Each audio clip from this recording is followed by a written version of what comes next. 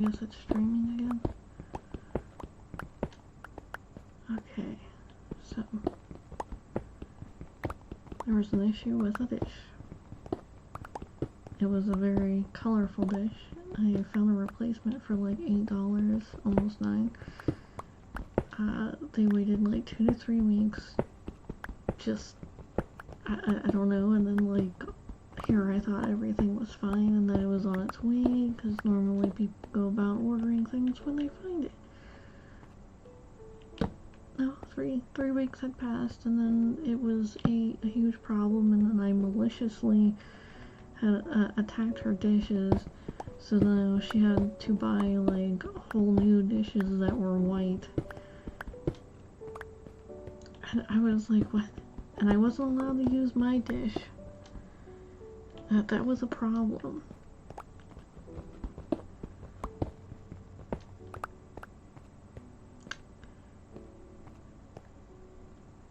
It was a bad situation. Just super bad. And then there was always the joke, you know,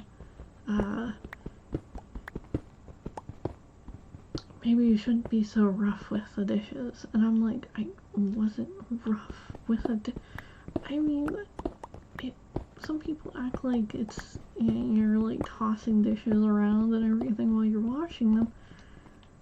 I was like clearly like this far away from the sink, like the bottom of the sink, and I'm just sitting there washing it with like a little scrubby and whatnot,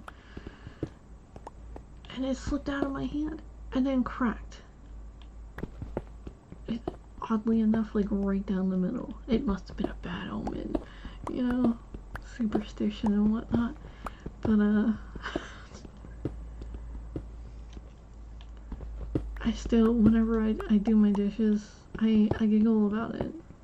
I'm just like, dude. I was like, those must have been the most fragile dishes in the entire existence. Because I've accidentally dropped my dish. Like, I spent like a nice portion of money on my dish set, and I've dropped it from a little bit higher than like 2-3 inches, and it is fine. No crack, no chip, no nothing.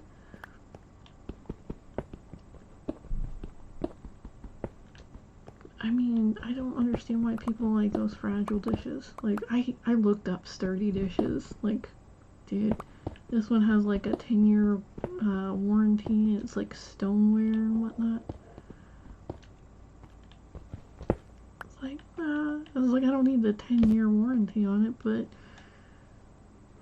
to me a dish is a dish, but these suckers are pretty damn hardcore. It's like, I'm wondering if I could throw it out the window and be okay with it, but you know, hey, I like my dishes. I don't want to see them ruined.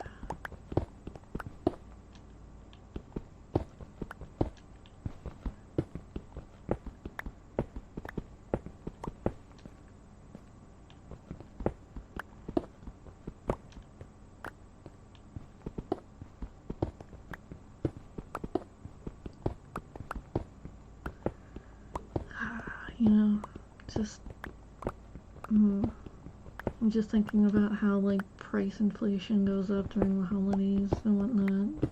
This is the worst time to buy anything, but yet like this is when people start buying Christmas stuff. Yeah. I say, like, you know, make your significant other or whatever, your child or your parent or whatever, a gift. It's better when it comes from the heart, you know? Actually know what they like and then try to make it.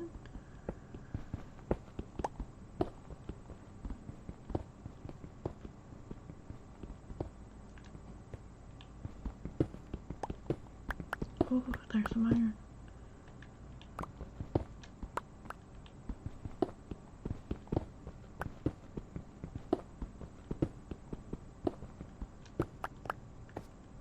Before people sit there and start saying, oh, that's the cheap way. No, that's the heartfelt way, dude.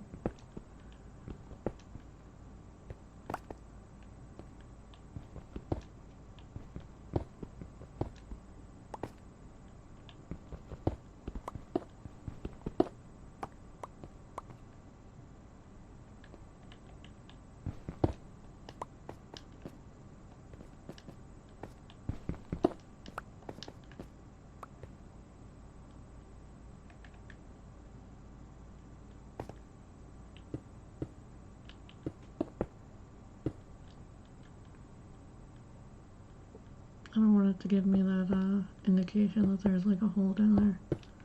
I'm filling it in.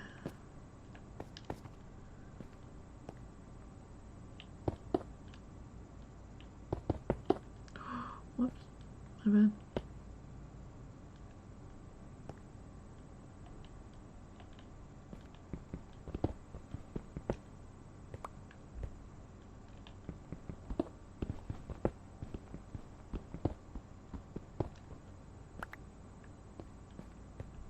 I thought I was a little lower than I was. Oops. Dang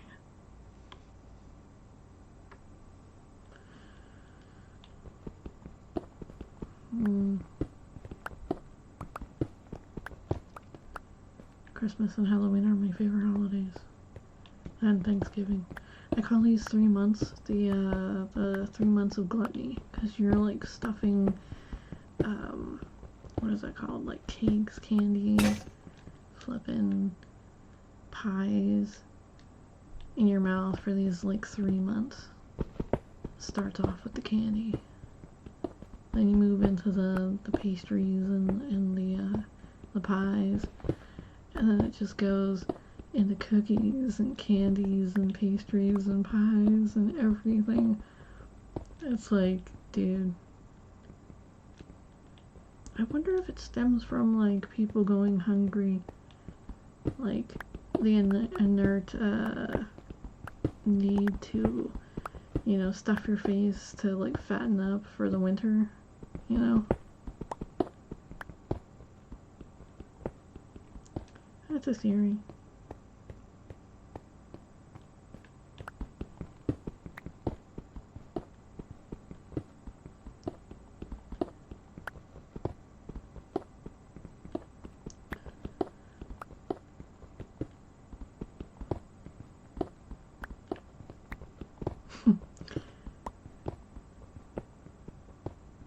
Sorry, I was just thinking, like, yeah, and then, like, to top it off, like, the very end of, like, the holidays, because you're going to be eating, like, all these leftovers for a good while. Not just for Thanksgiving, but Christmas leftovers. And that kind of ranges you all the way into, New Year's. And people are just getting sick. So flippin' sick on New Year's because they're drinking themselves silly. Like, I wonder where that came from. It's like, I know that there's like this, what is that called? This old pagan thing where they, I think it was for a week or two, that they were celebrating Saturn or something. One of the old gods. And, they would, celebrate him, and then the new year would rain, and, well, not like rain, but like it would, come in, and they started celebrating something else. I can't remember, I'm kind of like rusty on it. I possibly might have been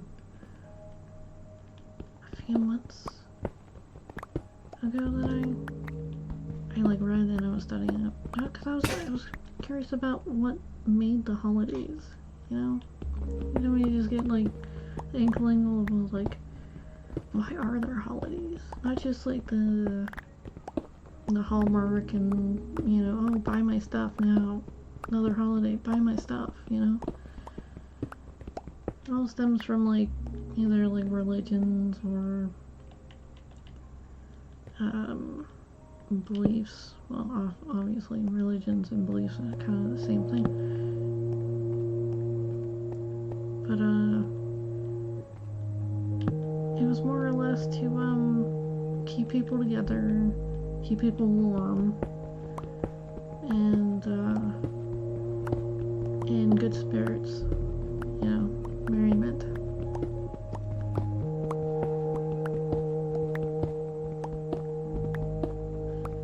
See, the winter months were, like, people were always, you know, running out of food and dying and whatnot, but, like, when you had a community and everybody was sharing, it was, more likely that you were going to live through the winter. Because it wasn't all separate houses who were, burning, like, the wood and everything. They'd end up running out of wood, and then everyone would start going to everybody else's house. They had these places where people would bring wood and food and whatnot, and they would share. So everybody was warm and everybody was fed, and it was nice. I thought that was really like camaraderie, very community-like.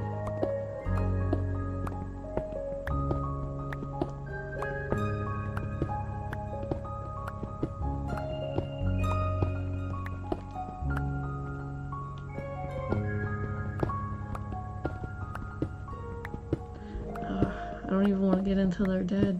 Holy damn. So, there were some religions and festivities that involved going to dress up and bring food to the dead and whatnot. So that was interesting. Some cultures even dance with their dead still. It's like, okay. That's their thing. Some cultures eat the dead. Oh my goodness, that reminds me. Back in the day, people were making that mummy brown paint that was actually made out of mummies. And people who were being like dried out with cocaine and sold as mummies. There's a lot of missing person cases that went solved with people actually looking at the dental work of the mummies and finding out that they were killing people and passing them off as mummies. It's quite the, I don't want to say sensation, but it was quite the worrisome.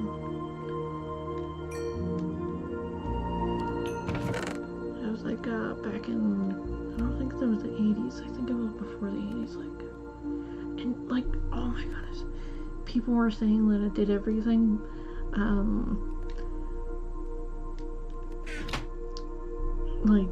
I'm trying to think of some of the terms they were using for this. Crazy things. Okay, so they said anything from it curing ED,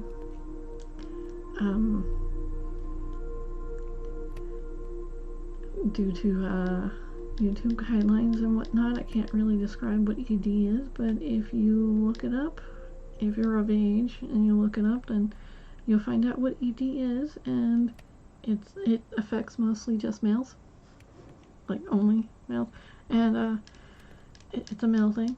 So they were saying that this consuming the dead, the mummies, really would give them vitality in that department, and as well as I'm sorry, I should say vigor, about vitality, as well as they claimed a lot of weird things that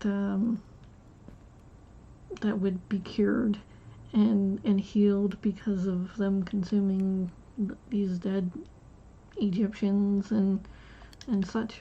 And I was like, wow. I was like, okay, but there is a religion out there that actually they consume their dead, and they certain people in their religion consume the dead, and what is that called? They're seen as shaman, I think that's what the term was. But they consume it, they body paint themselves with it, and they trying to think of what else some of them actually desecrate, and I was like, wow, that's kind kind of bad. I was like, I don't see why that's part of a religion, but they're considered neither bad nor good. And I was like, okay, whatever. I mean, there's cannibals in and around all kinds of different areas. I can't say that I promote cannibalism, because, you know, I don't really want to be eaten. I mean, not in that sense. And it would really suck. I mean, it put a damper on my day, you know. I'm kind of using the body, so, you know, that would put a big damper on my day. And yeah, so